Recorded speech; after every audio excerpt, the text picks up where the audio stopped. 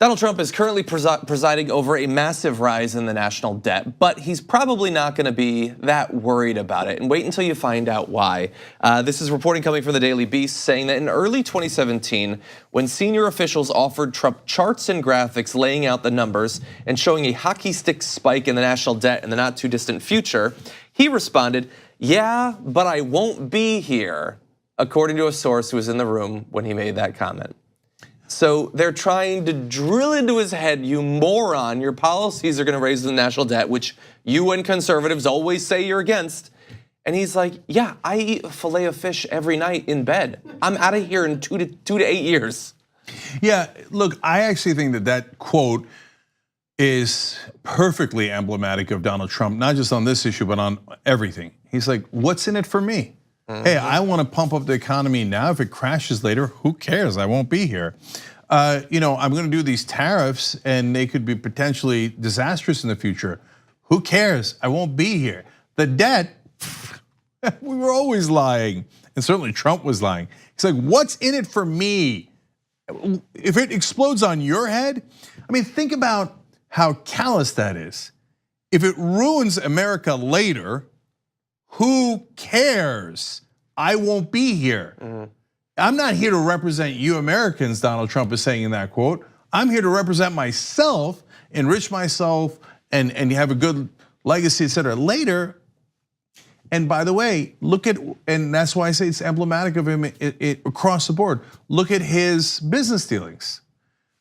What would he do? He'd borrow a ton of money, and then he'd go bankrupt, and then he'd tell people, "Sorry, I'm not gonna pay you." And so same kind of idea. You give me the money now, later, when you need the money back, I won't be there for you. Yeah. Sad day for you, I'm not gonna pay you back. What's in it for me? It's all about me, me, me. This is not, if he's running a business, I still think that's an abhorrent way of thinking, but that's up to him and the people who do business with him, right? But if he's the president of the United States, he's supposed to represent you guys, not himself. And that idea is laughable for Trump. Represent you guys, no, all about me. Yeah, and I think this is a not often talked about enough component of conservative political ideology. You can see it in climate change, obviously. Like all of those people in the Senate that are against doing something about climate change have 5 to 15 years left to live, and that's it. So they'll see some of the terrible effects as extreme weather events become more common, but then they'll be gone, and they don't care. And philosophically, we know that they don't look to the future. Conservatives look to the past, an imagined past, a fictional past, but always looking backward. Progressives look to the future. We imagine what we can accomplish, what world we can build. I don't want there to be climate change, not just because it's gonna wreck my life, but because in 300 years, I want my great grandkids to be serving on the USS Enterprise. Like, we actually think about this idyllic world that we would like to create, and we're willing to do something about it now. We live in the now so that people can live in the future someday. John, I gotta do something rare here and give you credit.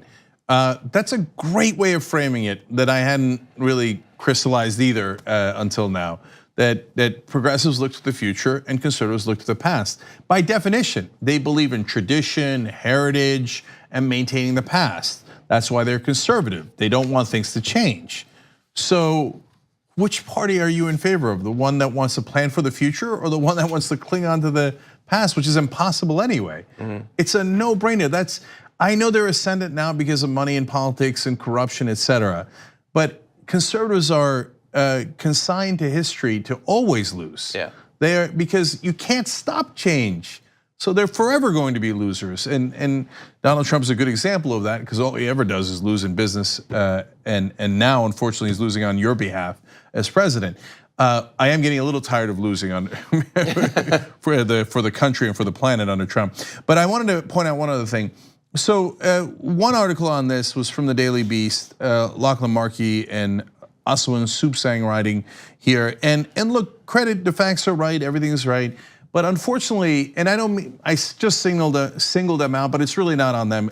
Everyone in the press does this.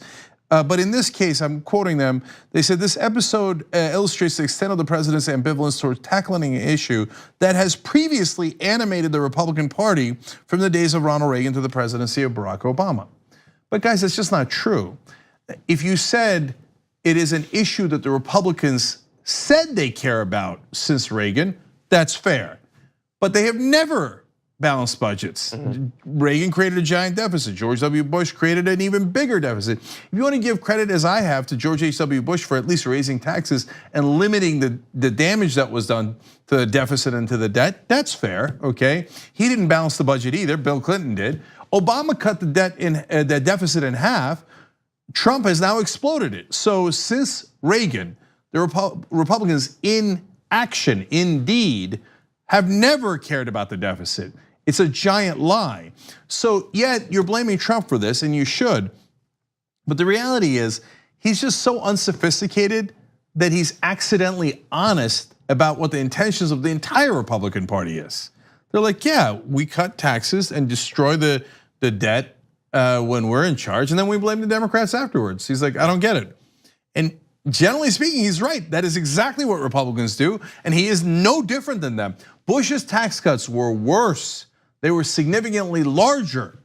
It's just that even Bush had enough sense not to say it out loud. Like what you see? Click the subscribe button below, and don't forget to ring the bell to never miss another video from the Young Turks.